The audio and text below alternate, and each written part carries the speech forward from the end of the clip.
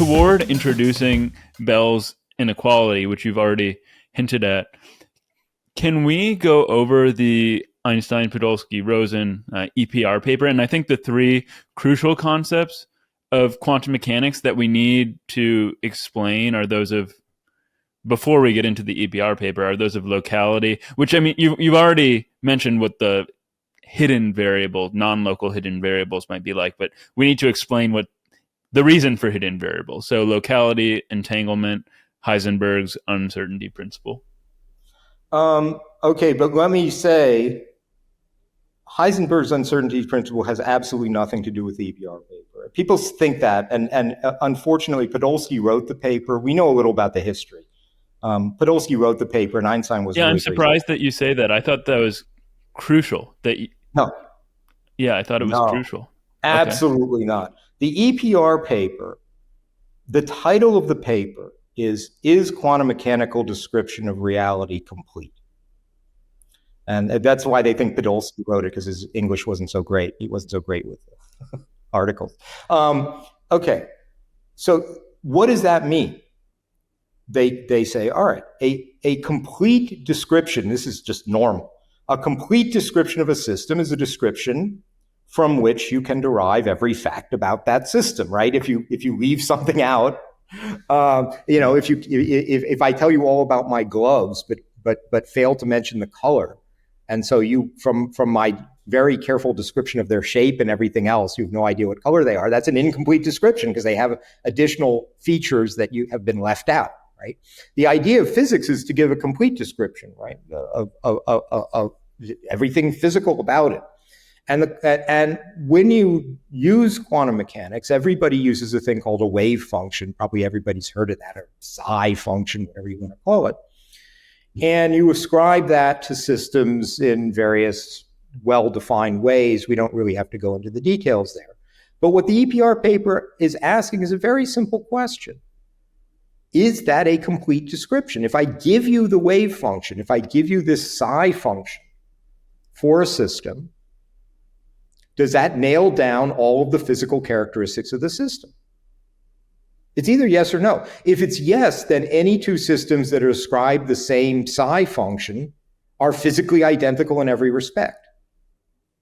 And if it's no, then two systems ascribed the same psi function can nonetheless be physically different, which means your physics needs more than the psi function to describe things, right? And that's just telling you your physics is incomplete. It's telling you there are physical facts that this bit of your physics is not registering. Yes? That's the question. Now, what EPR does, which was, there's a long history here of Einstein raising essentially this objection, something like this objection, again, back in the 20s, back in 25, at the beginning of this whole thing. But those objections that he raised early on typically involved only a single system. And what happens in 1935 that changes the rhetoric in a very effective way is to talk about pairs of objects, okay? So a system, as it were, a single system that consists of, let's say, two electrons, where those electrons can be sent off in opposite directions, one to Alice, way over there, one to Bob, way over there, okay? Where by way over there, I mean no limits, theoretically. They could be 100 billion miles apart. I send these particles out, one into her lab, one into his lab. Alice and Bob can then experiment on their particles in various ways and get outcomes. Now, what happens, and now I want everybody to kind of track this historically. Einstein, Podolsky, and Rosen are the first ones who really notice that these pairs of particles, the quantum states available to them, certain quantum states have some rather interesting characteristics in terms of how you make predictions using them. They are the states that are entangled between the two electrons. So for everything I'm about to say, it only works for entangled states. If I have let's call particle A the one going to Alice and particle B the one going to Bob, what I'm about to say is only true for entangled states between those two particles.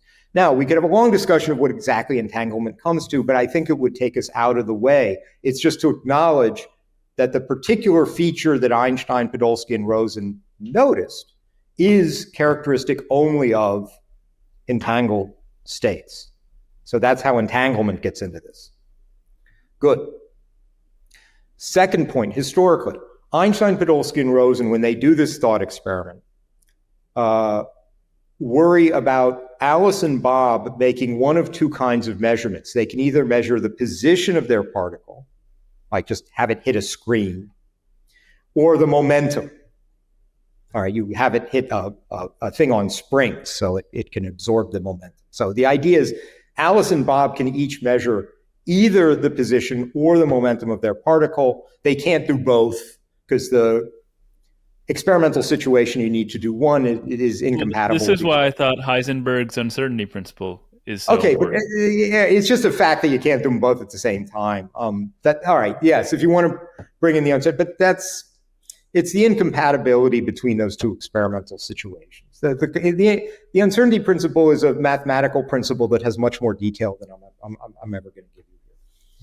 Okay, so they do it for position and momentum. And their argument is perfectly good. It turns out that the fact that they could either do it for position or momentum, and now I'm going to come to the point I was trying to make when I was saying don't worry about Heisenberg, it's irrelevant. It doesn't matter. The main point of the argument goes through if they only can measure position or only can measure momentum. I see what you're saying. Right. Okay. Why? Well, because the wave function that is ascribed, let's just worry about momentum. That's easy because the principle they're going to use is very simple. It's that whatever momentum Alice finds, if they both measure momentum, whatever momentum Alice finds, Bob will have the opposite momentum. It's like the net total momentum is zero, right? So if this one's going at a certain speed this way, that one's going at the same speed in the opposite direction, right? So the momenta cancel. Say, oh, big deal. So what? What's the big deal about that? The big deal is the wave function that they write down does not attribute a particular momentum to either particle. Okay? It doesn't attribute a specific momentum. So if the wave function is complete, neither particle has a specific momentum. Which means that you're not really measuring the momentum in the sense of measuring where you're revealing a pre-existing property. Doesn't have that property. Now, you could say the same words about position. The wave function is one that does not ascribe a particular position to either particle. Nonetheless, if Alice measures position on the basis of her outcome, she can predict with certainty what the outcome of Bob's position measurement will be. Right? So it works if they both measure momentum or if they both measure position. Either one can, taking into account their outcome, now predict with certainty what the other one will see. Okay? Now, the fact that they can't do both doesn't come into this argument at all. What's important are these correlations. You have these perfect correlations between the outcome in Alice's lab and the outcome in Bob's lab, such that Alice, taking into account how the particles were prepared and taking into account what she sees, can now predict exactly what Bob will see. And the question is, but wait a minute, if Bob's particle coming into his lab didn't have a momentum, didn't have a position, how can Alice predict what the outcome of his experiment's going to be? Right? And the normal answer is, when Alice did her experiment, she not only, as it were, created a momentum in her lab, but she collapsed the wave function, which also created a momentum in Bob's lab. Or if she did a position experiment, she not only created a new position that didn't exist before, a new position for her particle in her lab, but she also created a position for Bob's particle in Bob's lab, 100 billion miles away. That's the consequence of taking the wave function to be complete, because the wave function does not ascribe a specific momentum or a specific position to either particle. Now, you might say, okay, fine. But the phenomena isn't very unusual, right? All you're telling me by the phenomena is that the momentum of Alice's particle is the opposite of the momentum of Bob's particle, or something like that. Okay, all I need to do to fix this up is to say, no, they both actually have momenta from the moment they were created, right? At the moment they were created, they went out in two opposite directions with two definite momenta. They were opposite.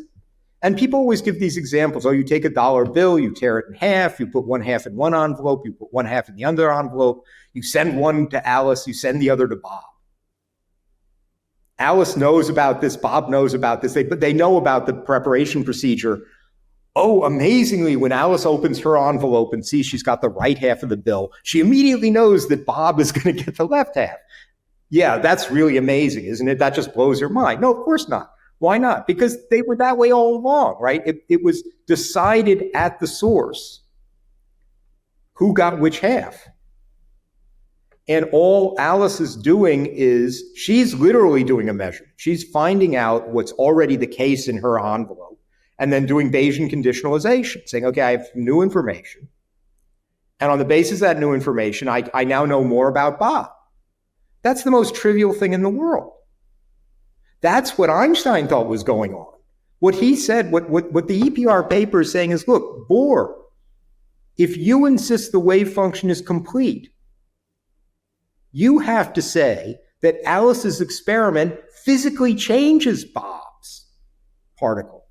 It doesn't just physically change Alice's particle, it physically changes Bob's particle. And that's lunatic, he thought. Right? That's insane. But if you say, no, they had their momenta all along, then you say that's fine, but then the wave function is incomplete because the wave function doesn't ascribe them particular momenta. And you agree with that because they write down what the wave function is. Now, having said all that, David Bohm, same guy, takes the EPR example when he's writing his book on quantum theory, which comes before this famous 1952 paper, when he was still a Copenhagenist, basically. But he reworks the argument. So instead of position momenta, you talk about spin or polarization, which makes it much cleaner and easier to talk about. So Bell had the advantage of being able to think about Bohm's version. He probably wouldn't have gotten so easily to his result if he didn't have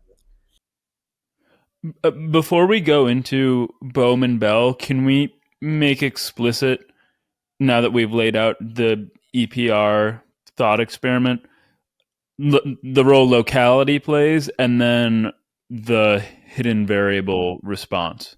Right. So the role the locality plays in the EPR paper is there. It's slightly hidden because Einstein just thought this stuff was so blindingly obvious that he didn't worry too much. But it's hidden. Einstein, in the EPR paper, they offer what they call a criterion of reality. Now, again, let me just make clear to everybody listening at home, because they're clear about this, criterion does not mean definition. A criterion is a sufficient condition for something. It doesn't have to be a necessary condition, right? So they say, look, here's a criterion for when there is a physical feature in a system. If I can predict with certainty the outcome of an experiment done on a system without in any way disturbing it, okay, you pay attention to that part, without in any way disturbing the system, if I can predict what the outcome of this experiment is going to be, then there must be some element of reality in the system that's producing that outcome, right? I mean, otherwise, how can I predict it? It's like, it's a perfectly good criterion, right? If I can predict what some system is going to do without in any way disturbing it, then there must be something in the system that's going to make it do that. Okay, That's the reality criteria. Now, in order to apply that criteria, you have to be sure that what the predictor is doing in no way disturbs the system that the prediction is about. How do you ensure that? Well, in this case, by putting Alice way the hell over that side and Bob in his lab way over there, arbitrarily far away. The only assumption in the application of the criterion in the paper is that whatever Alice does in her lab, she's going to do something, she's going to get a result. On the basis of that result, she's now going to make a prediction about Bob. Whatever she does not disturb Bob's particle, doesn't change it. That would be spooky action at a distance. That would be saying, wait a minute, Alice way over here doing her little lab operations is somehow messing up Bob's actual particle. That's the spooky action at a distance. So the implicit assumption in the EPR argument is that by separating Alice and Bob far enough apart, you causally isolate them from each other. And if you were to deny that, first of all, it would just be spooky. Second of all, eventually you're going to get into trouble with relativity, right? Because there's whatever Alice is doing, there's not even enough time for light to get from what she's doing over to Bob to have an effect, because his experiment's already going to be done, right? So that's where the non-locality. Now, you could get out of all this in a very straightforward way by literally taking these collapses of the wave function that are in the Copenhagen presentation and in von Neumann's presentation, for God's sake, taking them physically seriously and saying, no. When Alice does an experiment, one result of her doing that experiment is to collapse the wave function, which is a physical change that is global and instantaneous. This is what Einstein was complaining about from 1925, that the collapses were supposed to be global, instantaneous, physical changes. Now, if you want to say, no, of course they're not physical changes. All Alice is doing is Bayesian updating, then you're going to say, and the collapses are not real. And then you say, okay, but then the wave function isn't complete. The only way that Alice can get new information to update on is if there is information she doesn't yet have. But if she has the wave function and that contains all the information there is, then there's no information she doesn't have, right? So that's how all this hangs together, right? Now, so the point is, in the EPR, the EPR phenomenon, let's call it that. People call it a paradox. Bell says they didn't think it was a paradox, just kind of not very paradoxical that in some situations, you can set up situations where Alice, on the basis of checking her particle, can now make predictions which she couldn't make before about Bob's particle far away. Why? Because they're correlated with each other. They were correlated when they were made. And she's just getting information about hers and therefore getting information about his. That's trivial. It's trivial to write a local theory with nothing spooky going on that will give you the EPR correlations. And what Einstein thought is, of course, that's what you should be doing. But if you take these collapses seriously, that's not what you're doing. If you take these collapses seriously, you're using spooky action at a distance, or what he elsewhere called telepathy, right? Bob's particle somehow magically knows what Alice's particle did in Alice's lab. You know, that's crazy, right? Why are you doing that? Just give them the properties all along and let them carry the properties out, and then you have correlations, no problem. So that was their argument. Now, what Bell realizes is that that's fine and good for all of the phenomena that EPR talk about. But there are other experiments that they didn't talk about because they didn't think about them, because they didn't know about them, partially because they were working with positions and momenta. But once you switch this over into spins or into polarizations, you've got these polarizers, Alice and Bob. The choice that Alice and Bob are making is orienting these polarizers, say, or these Stern-Gerlach magnets. And they have a whole infinite array of positions that they can choose. And they can choose the same position, or they can choose them offset at any angle. And then you start to ask, okay, what are the predictions of the theory? Sorry, I just have to make sure I don't run out of power here. There we go. What are the predictions of the theory not just when they happen to choose the same direction, then you get these perfect correlations. But what are the predictions of the theory when they're offset? When say if you imagine these devices have a direction, you can set them in the same direction, you can set them at right angles. Those are sort of the cases EPR look at. But you could also set them offset by 30 degrees or 60 degrees or 15 degrees, right? There are all these intermediate angles. And you can look at the correlations in the outcomes. And then what Bell proves is that this simple idea of Einstein, that they're just carrying these features with them. Everything's local. There's nothing spooky going on. It can't give the same predictions as quantum mechanics for some of these other cases. That's the big deal. That's Bell's inequality. Bell says, look, if the theory is local, the way Einstein wanted it to be, and the beauty of this theorem is it doesn't care at all about the details of the physics. It just has to be local in a well-defined sense. Any physics, if it's local in a well-defined sense, there are limits to the correlations it could predict for these distant experiments. And those limits are violated by quantum mechanics, but then the really important thing is they're violated by reality, right? They're violated in the lab. That's why they gave the Nobel Prize to Clauser and Aspect and Zeilinger, was proving that these correlations really show up as they're predicted to by quantum mechanics. And what that does is it rules out Right. So in other words, one of the things that Bell's inequality shows is that even if Einstein, Podolsky, and Rosen were correct and quantum mechanics or quantum theory is incomplete, to be completed would require non-local hidden variables, so it wouldn't get rid of the spookiness that Einstein was hoping to get rid of. That's right. For the case they analyzed, you can get rid of the spookiness with the hidden variables. For the case that Bell analyzes, you can't. You can add the hidden variables, but it'll still be a non-local theory if it's going to make the same predictions as quantum mechanics. Now, you might say, but then what's the point of adding the additional variables? And that the answer to that is to give you a theory you actually understand, to give you a theory that presents you with a clean, comprehensible physical account of what's going on in the world.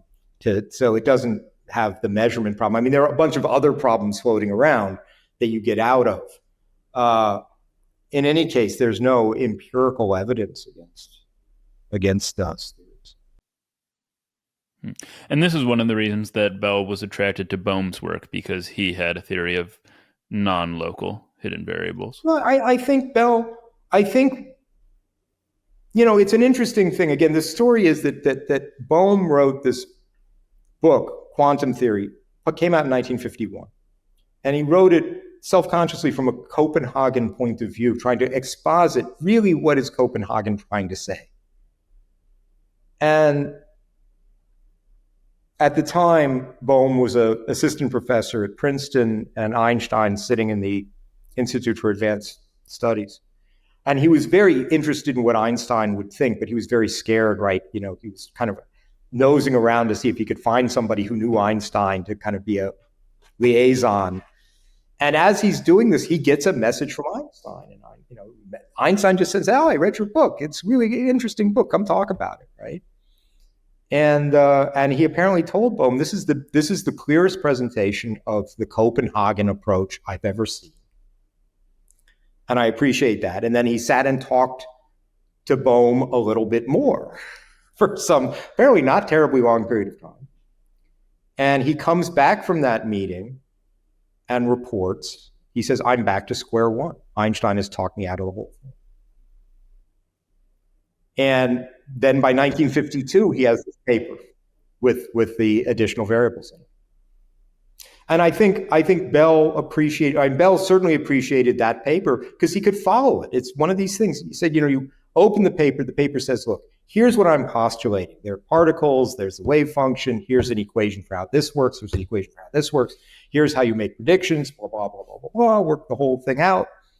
And I think, this is the kind of thing Bell appreciated. Somebody who's not just doing math, but they're giving you a physical account and then using mathematics to express it precisely. But you know what they're saying, right? Even before you get to the equations, you understand what they're postulating. I think that's part of what Bell really appreciated.